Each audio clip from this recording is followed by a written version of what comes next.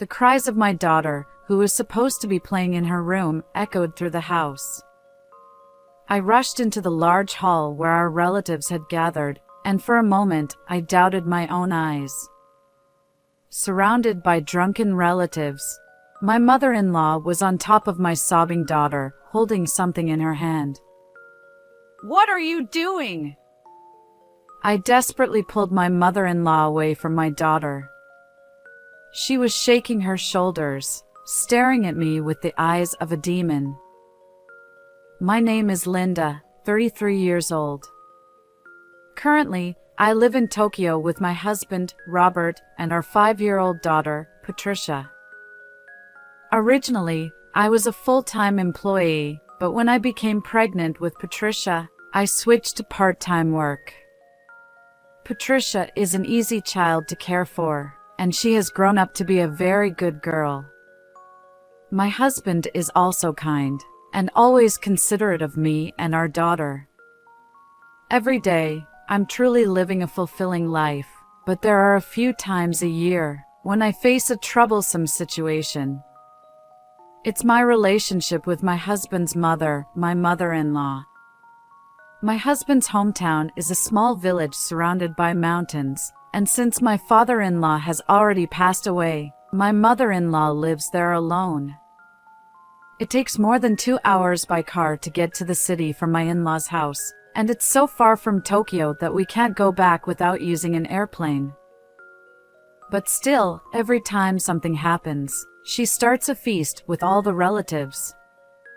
It wouldn't be a problem if she were a good mother-in-law, but she loves to torment her daughter-in-law, and for some reason, I was the target. My husband is the youngest of 3 brothers, and the 2 older ones are already married.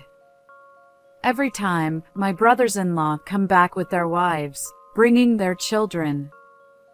It's true that my mother-in-law seems to be making sarcastic remarks to my sisters-in-law as well, but the level of bullying I receive is different from my sisters-in-law.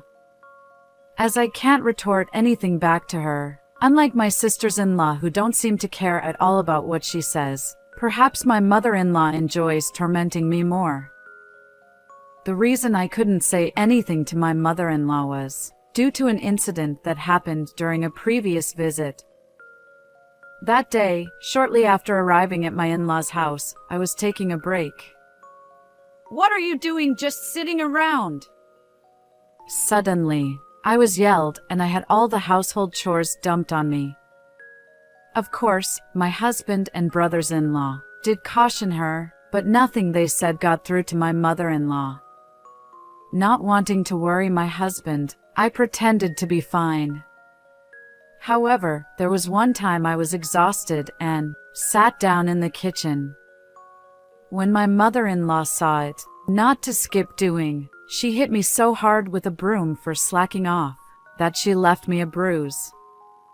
She watched me wince in pain, laughing uproariously.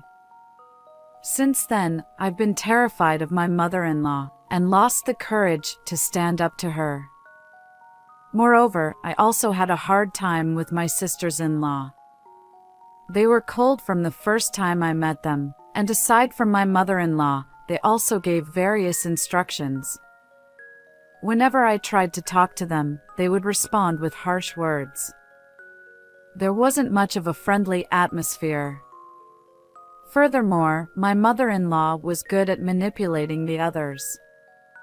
She seemed to have spread the word that I was a bad daughter-in-law, and that I didn't value her. The relatives, who completely believed my mother-in-law's words, were all on her side. Aside from my husband, I didn't have a single ally in my in-laws' house.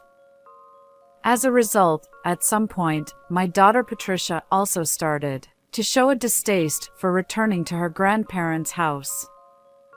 Perhaps, from Patricia's perspective, it looked like her grandmother was bullying her mother. Even though I felt guilty, because this was the 3rd anniversary of my father-in-law's death, not going to my in-laws' house was not an option unless there was a serious reason. Well, no matter what the reason, there was never really such an option. But after this, I was to deeply regret not noticing my daughter's true feelings. On the day we were to go to my in-laws' house, my husband suddenly had to work.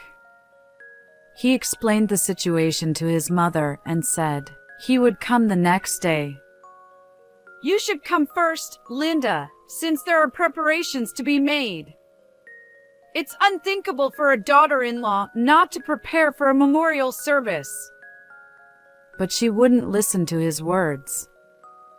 I knew what my mother-in-law was up to, but once she's made up her mind, she absolutely won't change her opinion. So, reluctantly, Patricia and I had to go to my in-laws' house first. The journey there was terribly depressing. Robert said he would come as soon as he finished work, but from my perspective, going to my in-laws' house without an ally felt like going into enemy territory without a weapon. Patricia seemed somewhat downhearted, too. I tried to act cheerfully so as not to worry her. We took the first flight in the morning and arrived at my in-laws' house afternoon. While thinking about how far away it still was, I opened the front door of my in-laws' house. As if she had been waiting for me, my mother-in-law came up to me. You're late. What have you been doing? I was sure I had told her our arrival time in advance, but my mother-in-law pretended she hadn't heard.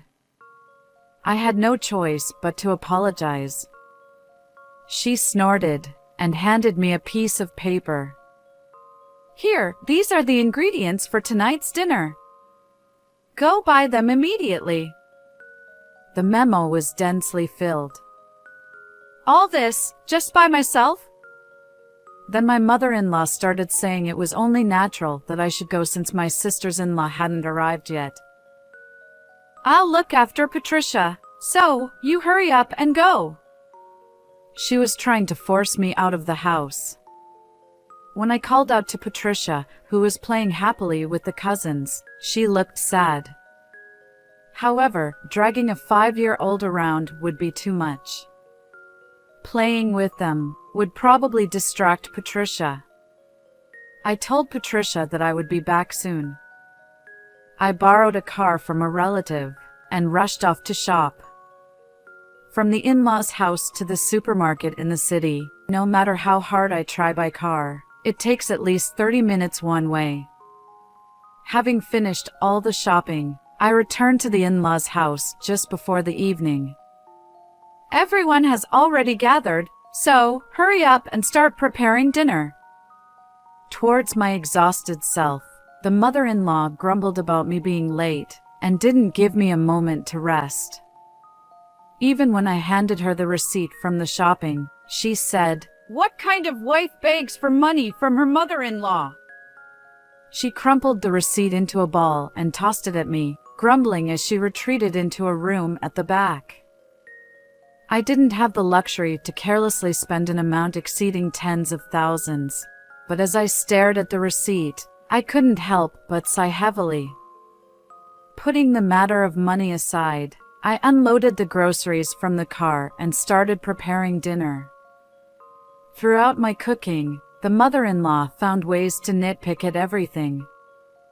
While I wished for her assistance, I nonetheless quickly prepared enough dishes for everyone, where relatives were already drinking and getting merry, and began placing them on the table. Suddenly, I thought about Patricia and peeked into the room. She was in the corner of the room, seemingly enjoying herself playing with the kids of the relatives. Relieved at the sight, I continued to work without a break. An hour or so later, while I was preparing the drinks in the kitchen, I heard Patricia's crying voice from the room.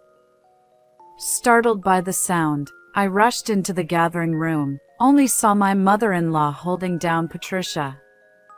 She was trying to write something on her face with a crayon that the kids had. It seemed like my brothers-in-law were trying to stop her, but the other relatives were just laughing and instigating my mother-in-law. At the bizarre sight, I was initially taken aback, but quickly coming back to myself, I forcefully pulled my mother-in-law away from Patricia.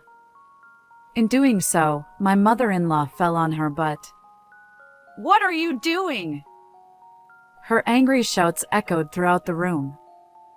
It's you who? What were you doing to Patricia? Just trying to make her cute because she's as ugly as her mother. A strong smell of alcohol emanated from my mother-in-law. Even after that, without showing any remorse, she continued to badmouth me in front of all the relatives. I felt sickened by everyone there, and picking up the crying Patricia, I found myself grabbing our bags and storming out of the in-laws' house. Having left the in-laws' place and checking if Patricia was hurt, Patricia, while crying, told me what had happened. Hearing that, I was immensely shocked. Every time we returned home, it seemed that my mother-in-law had been harassing even Patricia when I wasn't aware. Thinking that if she told me, I would be bullied again by my mother-in-law, she didn't say anything and had been enduring it all this time with her small body. Patricia kept apologizing over and over again. The one who should apologize is me. Why couldn't I have noticed earlier? I'm a failure as a mother. Holding my trembling daughter, all I could do was to apologize. I immediately contacted Robert. Robert had just finished work and was about to head to the in-laws' house. When I told him we were not at the in-laws' house, he was terribly surprised, but sensing something serious. Robert booked a hotel near the airport for us. A few hours later, I met up with Robert, who was already waiting in the hotel lobby. As we entered the room, Patricia seemed relieved and fell asleep immediately. Finally able to relax, I slowly took my time to tell Robert about what my mother-in-law had done to me and what happened today.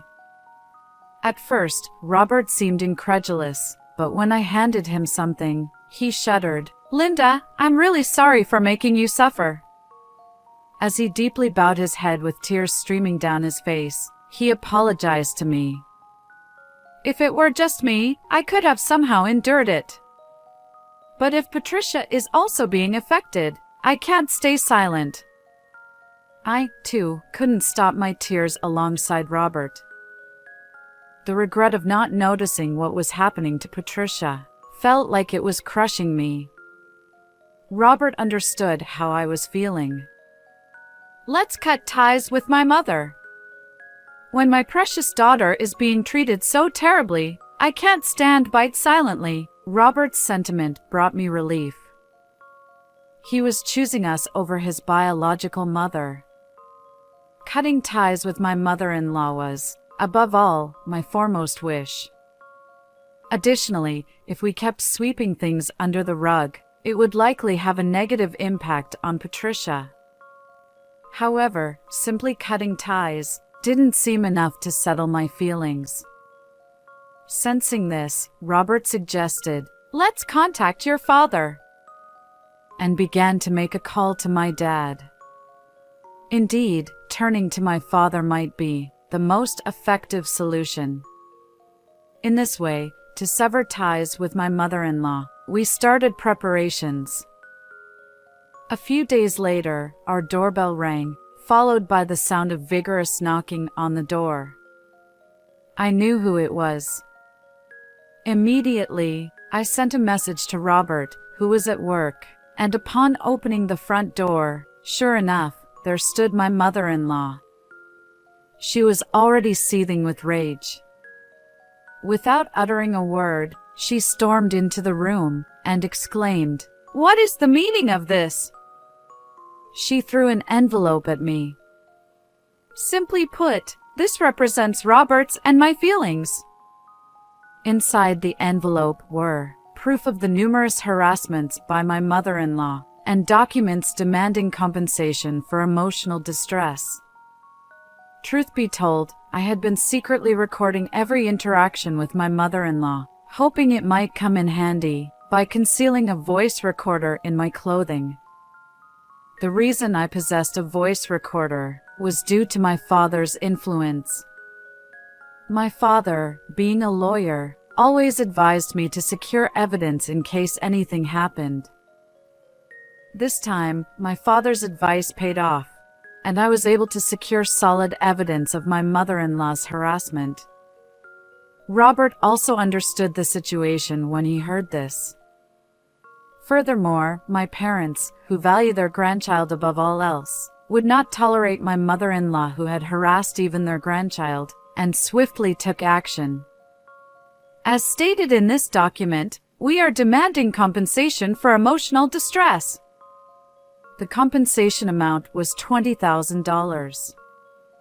Compared to the market value, it felt a bit high. But my father explained that it included Patricia's portion and assured me it wasn't excessive, which I agreed with. However, my mother-in-law protested. Why should I have to pay compensation? You and your child are trying to frame me, but I won't let that happen. She claimed she'd done nothing wrong, and it was the mother-in-law's duty to educate the daughter-in-law. She was incessantly hurling abuses.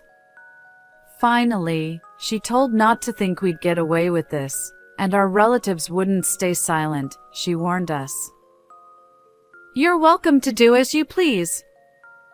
After all, we're cutting ties with you, so it doesn't matter anymore. Upon hearing my response, my mother-in-law froze momentarily. But soon, unable to suppress her anger, she started to throw things at me. As I was calmly thinking how glad I was to have left Patricia with my parents, Robert entered and shouted, Mom, stop! What are you doing? Hearing his voice, my mother-in-law turned around and visibly shuddered. It was understandable since her son, whom she thought wasn't there, was standing right before her. Since he was relatively close to home, after Robert had seen my message, he explained the situation to his workplace and immediately rushed back. His face was flushed with anger. Seeing her son's state, my mother-in-law tried to deny her actions and make excuses, but there was no way Robert would accept such excuses now. I already know everything that Mother has done till now. I won't forgive anyone who hurts my family, not even my mother. After today, I'm cutting ties with you as parent and child. It was probably the first time my mother-in-law saw her son raising his voice and being so angry. Initially, she was taken aback, but she didn't stay silent at his proclamation of severing ties. What are you saying on your own accord? Everyone won't stay silent if you do such a thing. Your brothers are all on my side. Apparently, my mother-in-law thought we would give in if she said that. Then she started to yell at me, accusing me of brainwashing her son and demanding I apologize. As I was looking at her in a composed manner, "We are also cutting ties with you," one of the brothers said. When my mother-in-law turned at his words, she saw Robert's brothers and sister-in-law standing there. Upon hearing the eldest brother's words, my mother-in-law was stunned. Actually, his brothers had found her behavior suspicious recently and came to our home specifically to ask about the situation. I played the voice recorder for them too. While they were fuming after listening to it, my mother-in-law arrived whether that was good timing or not. No! Everything this time was a setup. They hate me. That's why they're trying to make me the villain. My mother-in-law dramatically shed tears, tried desperately to explain to the brothers, and attempted to persuade the sisters-in-law to support her.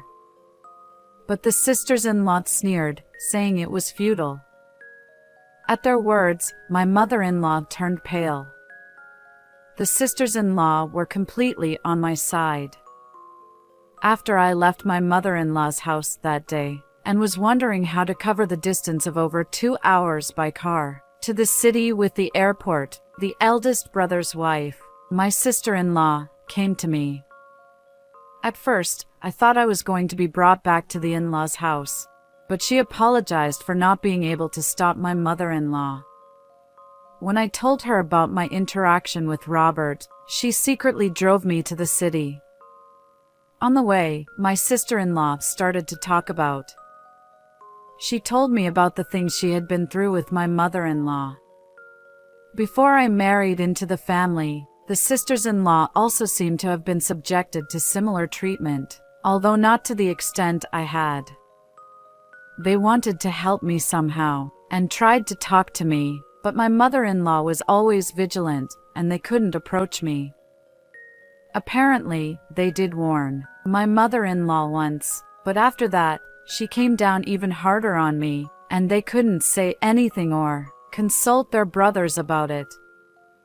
However, this time, as a mother herself, she couldn't forgive, and decided to talk to her brothers. Knowing the sister-in-law's intentions of trying desperately to protect me from my mother-in-law, I was so grateful that I couldn't stop my tears. And thanks to my sister-in-law, the brothers also took action. Everyone believed my words and cooperated with me. No one was on my mother-in-law's side anymore. I've done nothing wrong. Against my mother-in-law, who wouldn't admit her fault even at this point, the elder brother-in-law yelled at her, saying to stop messing around. He was the spitting image of their deceased father. Perhaps she saw him as their father. After being yelled at, my mother-in-law sobbed like a child, and finally, she prostrated before me, pleading for forgiveness. But I was not going to forgive her no matter what. When I told her it was impossible, "If you don't forgive me, I'll be cut off from my sons. Are you planning to take my precious sons away from me?" she flared up again. Hearing those words, the anger I had been holding back surged. "What about hurting my precious daughter? As a mother, you understand how I feel, don't you?" As I lashed out, Robert was desperately trying to stop me. It seemed he thought I was going to jump at my mother-in-law if he didn't. When Robert told my mother-in-law to give up, she staggered and collapsed on the spot. Even seeing my mother-in-law in that state, I felt nothing. If it were just me, I couldn't possibly forgive someone who had hurt my daughter as well. The brothers-in-law, utterly exasperated, tried to take the mother-in-law home. To the mother-in-law, who seemed to be willing to follow quietly, "I have sent the documents prepared this time to all relatives as well. Even so, I hope you still have some allies." I conveyed this with a smile. The mother-in-law widened her eyes and looked at me. Then she let out a weird scream and started causing a fuss again. It must have been her last resistance, but the brothers-in-law dragged her out and took her home. After this, I never met my mother-in-law again. Then, along with the brothers-in-law, we formally cut ties with the mother-in-law. Relatives who knew the true nature of the mother-in-law also seemed to keep their distance. That being said, I have no intention of forgiving relatives who laughed at the mother-in-law's actions toward my daughter. Her bullying of me became known to those around her, and she seems to have become completely isolated now. For the mother-in-law, having grown up in a small village, with no acquaintances elsewhere, it must be uncomfortable and lonely. Before we cut ties, my sister-in-law told me the reason she had been bullying me. I looked just like her first love's girlfriend, and it made her angry to remember it. It was a childish reason. Thinking that Patricia and I had been manipulated by such selfish emotions all this time, I felt more foolish than angry. And I was truly glad we had cut ties. Through the brothers-in-law, we made sure to get compensation from the mother-in-law and we moved quietly. The brothers-in-law are also planning to move in preparation for the mother-in-law's onslaught. Since then, we have maintained a good relationship with the brothers-in-law's families. We gather a few times a year to catch up with each other.